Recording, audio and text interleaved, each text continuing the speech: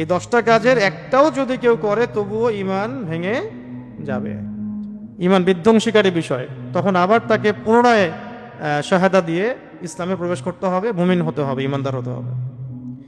জানার দরকার নাই, খুবই গুরুত্বপূর্ণ। তো আমি শুধু আজকে পয়েন্টগুলো বলবো, ইনশাল্লাহ এরপরে কখনো বিস্তারিত কথা হবে ইনশাল্লাহ। তো লিখে নেন, এটাও লিখেও নিতে পারেন, কোনো অসুবিধা কিছু নাই। ঈমান বিধ্বংসী কয়টা বিষয়? আবার বলছি, ঈমান বিধ্বংসী কয়টা বিষয়? ওই যে উদাহরণ দিলাম, অজু করেছেন, এখন যদি কারো ধরেন কেউ বমি করে ফেললো বা ইস্তেঞ্জা করে ফেললো, অজু থাকবে? গোসলে থাকবে? থাকবে না। এরকম ঈমান বিধ্বংসী কিছু বিষয় আছে যেগুলো করলে ঈমান বের হয়ে যাবে, চলে যাবে। আল্লাহ পাক এই সবগুলো কাজ থেকে আমাদের সবাইকে হেফাজত করেন। তাহলে এখন আমরা যে কয়েকটা বিষয় বলছি, ঈমান বিধ্বংসী 10টা বিষয়। 1 নাম্বার, আল্লাহর সাথে শিরক করা। আল্লাহর সাথে শিরক করা, ওই যে শিরক নিয়ে তো আলোচনা হয়েছে বিস্তারিত এখানে বেশ কয়েকদিন। তাওহীদ নিয়ে কথা হয়েছে। শিরক মানুষের কথায় হয়ে যায়, কাজে হয়ে যায়, আকীদায় হয়ে যায়, চিন্তায় হয়, দর্শনে হয়, ইবাদতের ক্ষেত্রে হয়। এরকম বহু ক্ষেত্র আছে শিরকের। তো শিরক সম্পর্কে বিস্তারিত জানতে হলে তাওহীদ এবং শিরকের উপর যে কিতাবগুলো আছে এগুলো বাসায় কিনেন, পড়েন। যেগুলো বুঝবেন না আলেমদেরকে জিজ্ঞাসা করবেন। তাহলে প্রথম কথা হলো, আল্লাহ পাকের সাথে শিরক করা যাবে না। শিরক করলে ঈমান ছুটে যাবে। এই বিষয়ে সূরা নিসার মধ্যে 48 নম্বর এবং 116 নম্বর আয়াতে আল্লাহ পাক ইরশাদ করেছেন, ইন্নাল্লাহা লা ইয়াগফিরু আন ইউশরাকা বিহি ওয়া ইয়াগফিরু মা দুনা যালিকা লিমান ইয়াশা। নিশ্চয়ই আল্লাহ তাআলা তার সাথে শিরকের গুনাহ ব্যতীত অন্য যে কোনো গুনাহ যাকে ইচ্ছা মাফ করতে পারেন। নিশ্চয়ই আল্লাহ রাব্বুল আলামিন তার সাথে শিরকের গুনাহ ক্ষমা করেন না, এছাড়া অন্য যে কোনো গুনাহ যাকে ইচ্ছা ক্ষমা করতে পারেন। তওবা করলে শিরকের গুনাহ মাফ হবে, তওবা না করে শিরকের উপর মৃত্যুবরণ করলে অবস্থা ভয়াবহ। যার আমল নামায় শিরক থাকবে নিশ্চিত জাহান্নাম, আর যার আমল নামায় শিরক থাকবে না, যত গুনাহই থাক, একদিন না একদিন জান্নাত। যার আমল নামায় শিরক থাকবে, জাহান্নাম ছাড়া রাস্তা নাই, ওই অবস্থায় মারা গেছে, ওই অবস্থায় মারা গেছে আর কি। আর যার আমল নামায় শিরক নাই, অন্য হয়তো পাপ আছে, আল্লাহ পাক চাইলে যে কোনো পাপ মাফ করতে পারেন। তবে শিরকের সাথে এখানে কুফরও থাকতে পারে, কুফর থাকলেও একই অবস্থা। তো এক কথায় সূরা নিসা আল্লাহ রাব্বুল আলামিন বলেছেন যে আল্লাহ রাব্বুল আলামিন তার সাথে শিরকের গুনাহ ক্ষমা করেন না বা করবেন না, এছাড়া যে কোনো গুনাহ আল্লাহ পাক যাকে ইচ্ছা ক্ষমা করতে পারেন। এছাড়া সূরা মাঈদার 72 নম্বর আয়াতেও ইরশাদ করা হয়েছে যে ইন্নাহু মান ইউশরিক বিল্লাহ ফাকাদ হারামাল্লাহু আলাইহিল জান্নাহ। এটা তো আপনারা জানেনই, ওয়া মাওয়াহুন নার ওয়া মা লিয-যালিমিনা মিন আনসার। যে নিশ্চয়ই আল্লাহ রাব্বুল আলামিন বলছেন যে নিশ্চয়ই যে ব্যক্তি শিরক করে, নিশ্চয়ই যে ব্যক্তি শিরকে লিপ্ত হয়, আল্লাহ পাক তার জন্য জান্নাত হারাম করে দেন। নিশ্চয়ই যে ব্যক্তি শিরকে লিপ্ত হয়, আল্লাহ পাক তার জন্য জান্নাতকে হারাম করে দেন এবং তার বসবাস করার স্থান হবে জাহান্নাম বা আগুন। ওয়া মা লিয-যালিমিনা মিন আনসার, এবং জালেমদের কোনো সাহায্যকারী নেই।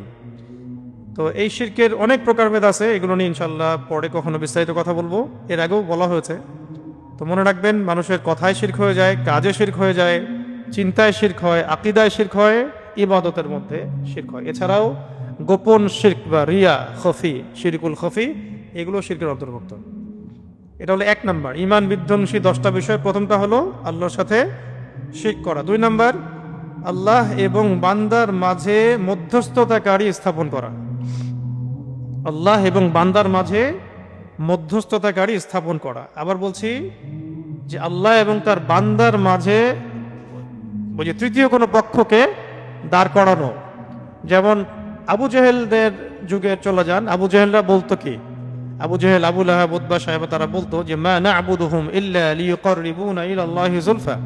তাদেরকে প্রশ্ন করা হতো যে তোমরা লাত, উজ্জা, হবল, মানাত এগুলো মূর্তির পূজা কেন করো? তারা বলতো যে মা না'বুদুহুম ইল্লা লিয়ুকাররিবুনা ইলাল্লাহি যুলফা। আমরা তো শুধু এই জন্যই তাদের ইবাদত করি যে এই মূর্তিগুলো আমাদেরকে আল্লাহর কাছে পৌঁছায় দিবে, মানে এই মূর্তিগুলো আমাদেরকে আল্লাহ পর্যন্ত পৌঁছায় দিবে। এই যে মধ্যস্থতাকারী স্থাপন করা, এখনো বাংলাদেশের প্রেক্ষাপটে বহু কবর পূজারী, মাজার পূজারী এইভাবেই এই আকীদাই পোষণ করে না। একটা তো হলো শহীদরা সুপারিশ করবেন, আল্লাহর ওলিগণ সুপারিশ করবেন, নবীগণ সুপারিশ করবেন, মুহাম্মদ সাল্লাল্লাহু আলাইহি ওয়াসাল্লাম সুপারিশ করবেন। এইটা তো আল্লাহ রাব্বুল আলামিনের দেয়া, ইখতিয়ারে করবেন। আর কেউ যদি আকীদা পোষণ করে যে কবর শায়িত ব্যক্তি আমাকে সন্তান দিতে পারে, আমার ভালো মন্দের মালিক, আমার কথা শুনে আমি দোয়া করলে আমার কথায় জবাব দিবে, তো মুশরিক। এই শিরকি আকীদা আর আবু জাহেলের আকীদার মধ্যে কোনো পার্থক্য নেই। বুঝতে পারছি যে আল্লাহ এবং বান্দার মাঝখানে কোনো মধ্যস্থতাকারী রাখা যাবে না।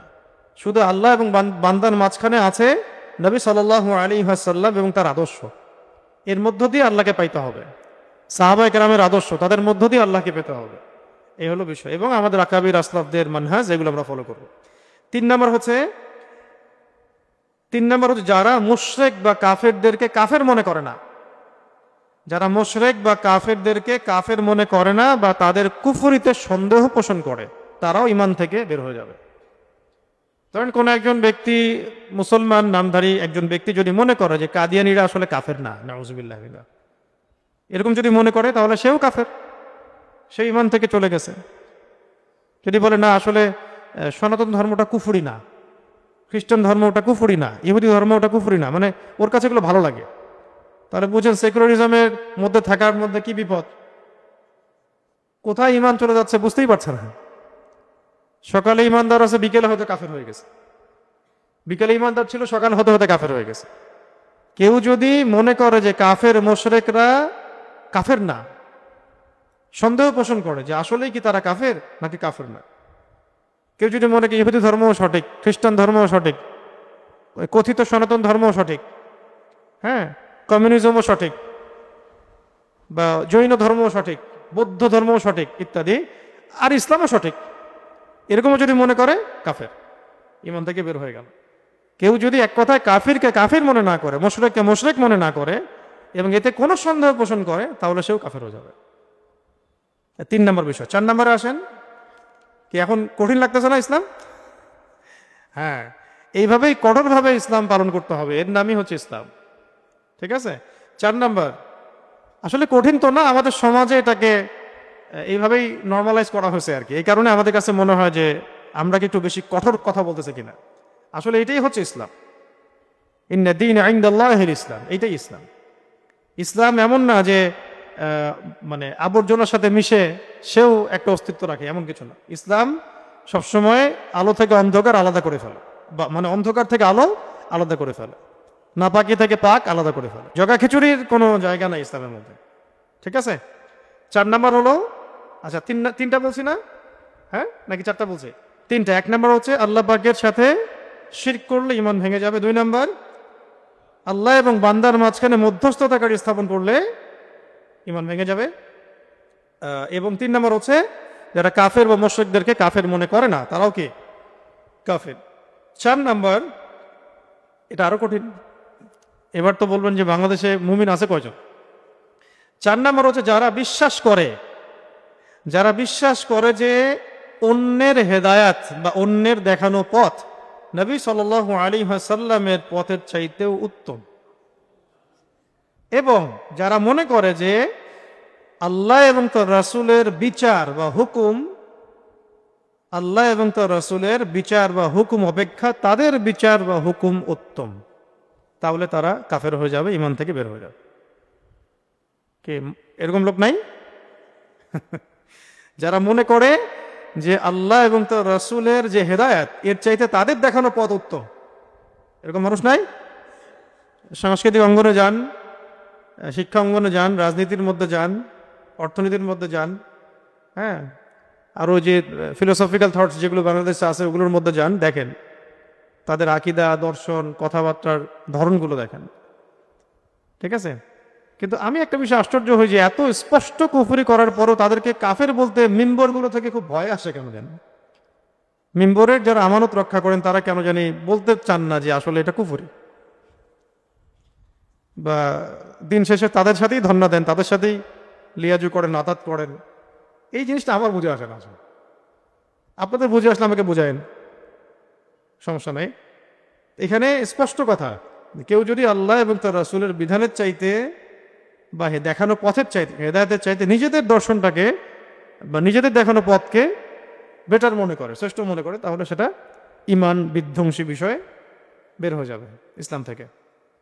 আচ্ছা, যেমন এখানে এক্সাম্পল হিসেবে বলা হয়েছে যে ওই সমস্ত লোক যেমন উদাহরণস্বরূপ ওই সমস্ত লোক যারা তাগুতের মানে আল্লাহ দ্রোহী শক্তির বিধানকে রাসূলুল্লাহ সাল্লাল্লাহু আলাইহি ওয়াসাল্লামের বিধানের উপর প্রাধান্য দেয়, এক্সাম্পল দিয়ে দেওয়া হয়েছে। ওই সমস্ত লোকেরাও এর অন্তর্ভুক্ত যারা মানবরচিত বিধান বা মতবাদকে ইসলামী বিধানের উপর প্রাধান্য দেয়। এখন যত সেকুলার রাষ্ট্র আছে, ডেমোক্রেটিক রাষ্ট্র আছে, কমিউনিস্ট রাষ্ট্র বা ন্যাশনালিজমে যারা বিশ্বাসী, তাদের আইন কানুন বিচার সংবিধান এগুলো কি প্রমাণ করে? এই যে কঠিন হয়ে গেল এখন, তারাও তো দায় ডুবি নিয়ে ঘোরাফেরা করে। কেউ কেউ ওই সিস্টেমের মধ্যে ঢুকিয়ে আবার ইসলামও কায়েম করার চেষ্টা করতেছেন, মাশাআল্লাহ। তাহলে মুশকিল। আল্লাহ আমাদেরকে সঠিক বুঝ দান করেন। যতদিন ধরে আমরা এই চেষ্টাটা করছি তার চেয়ে আমার মনে হয় যে অর্ধেক সময় যদি আমরা হকার বাতিল স্পষ্ট করতাম, তাহলে জেনারেশন তৈরি হতো যারা নিজেরাই বলতো যে আমরা এসব বাতিলপন্থী কোনো কিছু চাই না। আমরা প্রায় 50 বছর নষ্ট করেছি, প্রায় 50 বছর। এখন যে একটা মানে হাইপ দেখা যায়, বা বুঝুক না বুঝুক ইসলাম, আল্লাহ, রসুল, শরিয়া, ইমারা, আল্লাহর আইন, এগুলোর প্রতি যে মহব্বতটা দেখা যায় একটা প্রজন্মের মধ্যে, এই মেহনতটা কিন্তু আপনি 30 বছর আগের জেনারেশনের মধ্যে এইভাবে হয়তো পাবেন না। এটা খুব ভেরি রিসেন্ট এটা দেখা যাচ্ছে মাশাআল্লাহ, যে বাংলাদেশের মাটিতে একটা জেনারেশন এরকম কথা বলছে বা আকীদা পোষণ করছে। তাহলে যদি আমরা 50 বছর থেকে ট্রাই করতাম তাহলে আরো বেটার হয়তো নিশ্চয়ই। তা ঠিক আছে, এখন থেকে আমাদের কাজ হচ্ছে আরো 20 বছর চেষ্টা করা। চল 5 নাম্বার শোনেন। 5 নাম্বার হচ্ছে যে ব্যক্তি, এবার তো মুশকিল, আরো কঠিন, যে ব্যক্তি রাসূলুল্লাহ সাল্লাল্লাহু আলাইহি ওয়াসাল্লাম যা নিয়ে এসেছেন, যে ব্যক্তি রাসূল সাল্লাল্লাহু আলাইহি ওয়াসাল্লাম যা নিয়ে এসেছেন মানে দ্বীন ইসলাম, কুরআন, সুন্নাহ, এই তো যা নিয়ে এসেছেন সে অনুযায়ী আমল করে, সে অনুযায়ী আমলও করে, কিন্তু এই দ্বীনের কোনো বিষয়ের উপরে ক্রোধ রাখে বা বিদ্বেষ রাখে বা অবজ্ঞা পোষণ করে, সেও কাফের। মানে কঠিন বিষয়, মানে আপনি আল্লাহ এবং তার রাসূলের পক্ষ থেকে যা এসেছে মানে দ্বীন ইসলাম, কোরআন এবং সুন্নাহ, এর উপরে ধরেন আমলও করছেন কেউ একজন, কিন্তু ইসলামী কোনো বিধানের উপরে সে হিংসা তো না, বিদ্বেষ পোষণ করে, তাচ্ছিল্য করে অথবা এটাকে অবজ্ঞা করে, সেও কাফের। আপনি 5 ওয়াক্ত নামাজ পড়ছেন, দিনের অনেক বেসিক ফান্ডামেন্টাল পালন করছেন, কিন্তু বলছেন আর পর্দার বিধান এই যুগে চলে নাকি, ব্যাস ইসলামী আইন এই যুগে চলে নাকি, কাফের হয়ে গেল। বুঝতে পারতেছি? সে নিজে কিন্তু পালন করে, নামাজও পড়ে, রোজাও রাখে, হজও করে, মাঝে জাকাতও দেয়, কিন্তু ইসলামের কোনো বিধানের উপরে সে কি করে, বিদ্বেষ পোষণ করে অথবা তাচ্ছিল্য করে, অবজ্ঞা করে, কাফের হয়ে যাবে। এই ফিল্টারে এখন থাকেন, এই ফিল্টারে এখন থাকতে থাকেন চারপাশে, দেখেন কি হয়। এখানে মূলনীতি বলা হয়, বাকিগুলো আপনারাই আপনাদের ইন্টেলেকচুয়াল জায়গা থেকে বের করবেন। 6 নম্বর হচ্ছে, 6 নম্বরটাও শুনেন, এটা আরো মুশকিল। যে ব্যক্তি রাসূল সাল্লাল্লাহু আলাইহি ওয়াসাল্লামের দ্বীনের কোনো অংশ নিয়ে ঠাট্টা বিদ্রুপ করবে, সেও কাফের। দ্বীনের কোনো অংশ নিয়ে কেউ যদি একটু ঠাট্টা বিদ্রুপ করে, সেও কে, কাফের। দাড়ি রাখছে, এর বললো উদাহরণ আপনাকে, হুজুর হয়েছিস বেটা, দাড়ি রাখছিস, কি কাকে টিটকারি করলো, দাড়িকে, ব্যাস ইমান হারা হয়ে গেল, ইমান হারা হয়ে গেল। টুপি পরে ঘুরে বেড়াইস, মুশকিল। ইসলামী পোশাক পরছিস, হ্যাঁ, এগুলা পোশাক পরলে মানুষ তো পিছায় যায়, বিশ্ব আগায় যাচ্ছে, তুই পিছায় যাচ্ছিস। হ্যাঁ, নতুন নতুন হুজুরগিরি দেখাচ্ছিস। হ্যাঁ, ইমান বিধ্বংসী কথা এগুলা, ইমান বিধ্বংসী কথা। আল্লাহ পাক কি বলেছেন শুনেন, এটা আয়াত আছে, এই যে কুল আবিল্লাহি ওয়া আয়াতিহি ওয়া রাসূলিহি কুনতুম তাস্তাহজিউন, আপনি বলুন হে নবী মুহাম্মদ সাল্লাল্লাহু আলাইহি ওয়াসাল্লাম, তোমরা কি আল্লাহর সাথে বা আল্লাহ পাকের হুকুম আহকামের সাথে এবং রাসূলের সাথে ঠাট্টা বিদ্রুপ করছো? লা তা'তাযিরু, তোমরা ওজর পেশ করিও না, তোমরা কোনো ওজর পেশ করিও না। কদ কাফারতুম বা'দা ঈমানিকুম, তোমরা ঈমান আনার পরে এই ঠাট্টা বিদ্রুপের মধ্য দিয়ে কুফরি করেছ, আল্লাহ পাক বলছে। আর কিছু লাগবে দলিল? এটা সূরাতুল তাওবার মধ্যে আসছে 65-66 নম্বর আয়াতে। কুল আবিল্লাহি ওয়া আয়াতিহি ওয়া রাসূলিহি কুনতুম তাস্তাহজিউন, বলো তোমরা কি আল্লাহ এবং তার রাসূল বা আল্লাহর আয়াত সম্পর্কে ঠাট্টা বিদ্রুপ করতেছো? লা তা'তাযিরু, ওজর দেখাও না, এক্সকিউজ দেখাও না যে ভুল হয়ে গেছে এই কারণে করছো এই কারণে। কদ কাফারতুম বা'দা ঈমানিকুম, তোমরা ঈমান আনার পরে আবার কুফরি করেছো। তসলিমা নাসরিন টাইপের মহিলাদের কি হবে? এরা যারা শাহবাগী তাদের কি হবে? বামদের কি হবে? প্রগতিশীলতার নামে যারা যারা ইসলাম বিদ্বেষী তৎপরতা কি হবে? প্রথম আলোর কি হবে? পত্রিকার কি হবে? লিখনির কলামগুলোর কি হবে? কার্টুন যারা আঁকতেছে ব্যঙ্গ বিদ্রুপ কি হবে? সাতেনদের কি হবে? আপনাদের এখনো মনে হয় যে আপনারা একদম ইসলামী রাষ্ট্রে বাস করেন বাংলাদেশে? আপনারা এখন যুদ্ধক্ষেত্রে আছেন, বুঝতে পারেন না জিনিসটা। ফেসবুকে ঘুরেন তো বেশি, মনে হয় যে খেলাফত তো কায়েম হয়ে গেছে ফেসবুকে। ফেসবুকে তো অনেক খেলাফত তো ফেসবুকে কায়েম হয়ে গেছে, খালি আইনটা বাস্তবায়ন করা বাকি, এরকম মনে হয়। বাস্তবতায় আসেন মাঠে ময়দানে, দেখবেন যে বহু দূর, এখনো বহু দূর। পুরো সিস্টেমটা ইসলাম বিদ্বেষী, পুরো সিস্টেমটা ইসলাম বিদ্বেষী। এখানে আপনারা গোরাবা, আমরা গোরাবা। গোরাবা মানে কি? অপরিচিত। আপনি পরিপূর্ণরূপে ইসলাম পালন করতে যান, আপনি সমাজে গোরাবা হয়ে যাবেন। কিন্তু এগুলি ইসলাম। এভাবে যদি কেউ জীবন করতে পারে, ঈমান নিয়ে মরতে পারবে। ঈমান নিয়ে মৃত্যুবরণ করাটাই সবচেয়ে বড় কথা। ঈমান নিয়ে মৃত্যুবরণ করাটাই সবচেয়ে বড় কথা, এবং কিয়ামতের মাঠে সফল হওয়াটাই সবচেয়ে বড় কথা। দুনিয়ায় কি হয়ে যায় যাক, এটা মাছির পাখার পরিমাণও মূল্য নেই আল্লাহ পাকের কাছে। একটা মাছির পাখার পরিমাণ মূল্য আল্লাহ পাকের কাছে নাই এই দুনিয়া। আর আমরা দুনিয়াতে সাবিত করতে চাই, দুনিয়াতে বড় হইতে চাই, দুনিয়াতে সবার চোখে মানে আল্লাহর ওলি হয়ে থাকতে চাই। আল্লাহ পাকের কাছে আমার অবস্থান কি, সেটাই সবচেয়ে বড় কথা। এবং পরিপূর্ণ ঈমান নিয়ে আমরা পরকালের যাত্রা করতে পারতেছি কিনা, এটাই সবচেয়ে বড় কথা। আল্লাহ পাক আমাদের তৌফিক দান করেন। তাহলে ইসলামের কোনো বিষয় নিয়ে কেউ যদি ঠাট্টা বিদ্রুপ করে, কি হবে? ঈমান থেকে বেরো যাবে। 7 নাম্বার জাদু করা। 7 নাম্বার কি? জাদু করা। কেউ যদি জাদু করে, জাদুবিদ্যার চর্চা করে, হ্যাঁ, যে কোনো কারণেই করুক, স্বামী স্ত্রীর মধ্যে মিল মহব্বত সৃষ্টি করার জন্যও কেউ যদি জাদু করে, এই জাদু হারাম, কুফরি, কবিরা গুনাহ। আর বাকি অন্য উদ্দেশ্যে করলে তো শেষ। তো এটা সূরাতুল বাকারায় 102-3 নম্বর আয়াতের দিকে বিস্তারিত ওই বড় একটা আয়াত আছে, ওয়াত্তাবিউ মা তাতলু শায়াতিনু আলা মুলকি সুলাইমান, একদম পুরো একটা পড়বেন, এখানে পুরো ডিটেলস দেওয়া আছে। তো জাদুবিদ্যা নিয়ে এখানে একটা তালিমে আমি ধরে ধরে সব বলে দিয়েছিলাম যে চিকিৎসার জন্য কি করতে হবে, জাদু কি, কেন। ওই ক্লিপটা হয়তো আছে, আপনারা দেখে নিন। আজকে আর ডিটেলস বলছি না, এতটুকু বলছি, জাদু যারা প্র্যাকটিস করে, চর্চা করে, উমর রাদিয়াল্লাহু আনহুর যুগে তাদেরকে হত্যা করা হতো। এটা হচ্ছে একটা মৃত্যুদণ্ডের সমপরিমাণ শাস্তি আর কি। এটা এখন ঘরে ঘরে ঘরে ঘরে ঘরে ঘরে বলবো না, কিন্তু এলাকায় এলাকায় ঠিকই চলছে না? পোস্টারিং করে, অনলাইনে অ্যাড দিয়ে তান্ত্রিক কবিরাজ এগুলো জাদু করতেছে।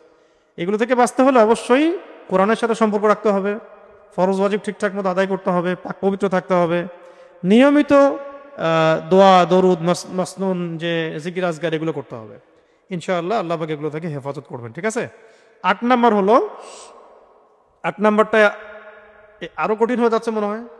8 নাম্বারটা হচ্ছে যে কাফের মুশরিকদের পৃষ্ঠপোষকতা করা এবং মুসলমানদের বিরুদ্ধে তাদেরকে সাহায্য করা। করলে ঈমান ধ্বংস হয়ে যাবে, ঈমান বের হয়ে যাবে। কাফের মুশরিকদেরকে পৃষ্ঠপোষকতা করা আর মুসলমানদের বিরুদ্ধে তাদেরকে সাহায্য করা। বাস মূলনীতি বলে দিলাম, বাকিটা মিলান। সারা দুনিয়া ব্যাপী আমাদের দেশে, আমাদের অঞ্চলে, আমাদের এলাকায় কাফের মুশরিকদের পৃষ্ঠপোষকতা কারা করতেছে আর মুসলমানদের বিরুদ্ধে তাদেরকে সাহায্য কারা করতেছে, এরা মুমিন না, এরা কোশ্চিন কালেও মুমিন না। বাস্তবতা এরকম আর কি। কখনো কখনো তো আমরা এটাও দেখি যে সামান্য একটু সমর্থনের আশায় কুফুরিকে কুফুরি বলতে ইসলামপন্থীদের অনেকে ভয় পান, কাফেরকে কাফের সাব্যস্ত করতেও ভয় পান, মুশরিকদেরকে মুশরিক বলতে ভয় পান, বরং তাদের মানে কি বলবো, তাদের পিছনে তেল দেন। তাদের পিছনে আপনারা যেভাবে তাদের দাসত্ব করেন, পক্ষান্তরে মুমিন মুসলিম ভাইদের বিরুদ্ধে আপনারা তৎপর। কাফেরদের সাথে আপনাদের যতটা আতাত, মুসলিমদের সাথে তার চেয়ে বেশি বিদ্বেষ। এগুলো ইমান বিধ্বংসী বিষয় আর কি। দেখ, এক কথায় কাফের মুশরিকদের যারা পৃষ্ঠপোষকতা করে এবং যারা মুমিন মুসলিমদের বিরুদ্ধে তাদেরকে সাহায্য করে, তারা কোশ্চিনকালেও মুমিন নয়, ইমান বিধ্বংসী বিষয়। তাহলে মিডল ইস্টের কি হবে, আর ফিলিস্তিন জেরুজালেমের কি হবে? যারা আমেরিকাকে বন্ধু বানাইছে, তারপরে যারা ইসরায়েলকে বন্ধু বানাইছে, ওদের কি হবে? যারা যারা আমেরিকান ঘাঁটিগুলোকে দেশে জায়গা করে দিয়েছে, ওদের কি হবে? আমি মূলনীতি বলছি, বললে তো অনেক কথা বলা যায়, বেশি বললেও সমস্যা। হ্যাঁ হ্যাঁ, আমেরিকার জন্মদিন পালন দেখি নাই, শুনছি একজনের কাছে যে আমেরিকারও নাকি জন্মদিন আছে। আর ও তো সামনে মরবে, ও তো মৃত্যু দিবস সামনে ওর। এটা নিশ্চিত লিখে রাখেন যে আমেরিকার পতন খুবই নিকটে ইনশাআল্লাহ। কিন্তু ওর পতনের পরে আবার আরেক বড় জালেম আত্মপ্রকাশ করতে যাচ্ছে আর কি। ওটা শেষবারের মতো, এটা লাস্ট টাইম। এরপরে আর জুলুমের অস্তিত্ব থাকবে না ইনশাআল্লাহ পৃথিবীতে। সবকিছু একটা শেষ আছে আর কি। তো এটা এমন একটা মানে মূলনীতি, এই মূলনীতির মধ্যে অনেক কিছু পড়ে যাচ্ছে। যারা কাফের মুশরিকদের বিরুদ্ধে যারা কাফের মুশরিকদেরকে পৃষ্ঠপোষকতা করে এবং মুমিনদের মুসলিমদের বিরুদ্ধে ওদেরকে সাহায্য করে, বুঝেন? একদম আফিয়া সিদ্দিকা থেকে শুরু করে ওয়ার্ল্ড অ্যাফেয়ার্সে সব মিলান এর মধ্যে পড়বে না? এর মধ্যে পড়বে। 9 নম্বর, যে ব্যক্তি বিশ্বাস করে, এটা আমাদের সমাজে আছে, যে ব্যক্তি বিশ্বাস করে যে এমন কিছু মানুষ আছে যাদের জন্য আল্লাহ এবং তার রাসূলের শরীয়ত মানার দরকার নাই। হ্যাঁ, এমন এমন আকীদার কিন্তু অনেক মানুষ আছে আমাদের সমাজে। যে কুষ্টিয়া যান, লালনের দরবারে যান, ওরা বলবে যে ওরা তো মুসলমান, এগুলো আপনাদের জন্য, নামাজ রোজা হজ জায়গাতে এগুলো আপনাদের কাজ, আমরা অনেক উপরে উঠে গেছি। অনেক দরগার মধ্যে এগুলো চলতেছে। বিশাল বড় পীর সাহেব, সমাজ এলাকায় খুব নাম, নামাজ পড়ে না, বলবে যে আমার নামাজ লাগে না, আমি ওটা তোমাদের স্তর, আমি ইয়াকিনের স্তরে পৌঁছাই গেছি। এইরকম আর কি। এরকম আছে না অনেক মানুষ সমাজে। তো এই বিষয়টা খেয়াল রাখবেন যে এই শরিয়া মানতে আমরা সবাই বাধ্য। এমন কোনো ব্যক্তি নাই যে এর ঊর্ধ্বে চলে যেতে পারে। নবী সাল্লাল্লাহু আলাইহি ওয়াসাল্লামকে সর্বশেষ কঠিন অসুস্থতার সময়ও তিনি কাঁধে ভর দিয়ে মসজিদে এসে নামাজ পড়েছেন। এরা আবার কত বড় হয়ে গেল যে এদের আবার শরীয়ত লাগে না। আল্লাহ পাক আমাদেরকে সব ভণ্ডামি থেকে হেফাজত করেন। আর সবচেয়ে শেষে সেটা হলো, এটা আমরা এর মধ্যে পড়ে যাচ্ছি আর কি। আল্লাহ পাক আমাদেরকে হেফাজত করেন। সেটা হলো আল্লাহ পাকের দিন ইসলাম থেকে এবং দিনই ইলম শিক্ষা করা থেকে সম্পূর্ণ গাফেল থাকা। এটা আমাদের এবার ইয়াং জেনারেশনকে মিলাবে, এটা আমাদের শিক্ষা ব্যবস্থায় পড়বে যে আল্লাহ রাব্বুল আলামিনের দিন ইসলাম থেকে সম্পূর্ণ গাফেল থাকা। কোনো ফিকিরই নাই দিন নিয়ে, কোনো চিন্তাই নাই, না নামাজ, না তিলাওয়াত, না জিকির, না দিন শেখার কোনো ফিকির, না ওস্তাদদের কাছে যাওয়ার চেষ্টা, মানে কিছুই নাই। দিন নিয়ে কোনো মাথা ব্যথা নাই, দিনের সাথে কোনো কানেকশন নাই। এটা একটা কুফরি, ইমান থেকে বের হয়ে গেছে, ইমান নাই। এখানে এটাও অ্যাড করা হয়েছে ইসলামী শিক্ষা গ্রহণ করা থেকে বিরত থাকা এবং সেই অনুযায়ী আমল না করা। ইসলামী শিক্ষা গ্রহণ করা থেকে বিরত থাকা এবং সেই অনুযায়ী আমল না করা, এটাও ইমান বিধ্বংসী বিষয়। এর মধ্যে আমাদের পুরো কিশোর সমাজ, যুব সমাজ, তরুণ তরুণী সবাই পড়ে যাচ্ছে, শিক্ষা ব্যবস্থাও পড়ে যাচ্ছে এর মধ্যে। তো এই 10টা বিষয় জানা খুব জরুরি। তো এই 10টা বিষয়ে যদি কারোর মধ্যে থাকে বা 10টার একটাও থাকে, তাহলে অবশ্যই খাস বা খালেস তওবা করে বের হয়ে আসতে হবে এবং এই 10টা বিষয় থেকে মুক্ত একটা জীবন গড়তে হবে। এটাই হচ্ছে আমাদের এই দুনিয়ার জীবনের চ্যালেঞ্জ। তো আজকে আমরা খুব অল্প সময়ের মধ্যে কি জানলাম? ইমান বিধ্বংসী কয়টা বিষয়? 10টা বিষয় জানলাম। তাহলে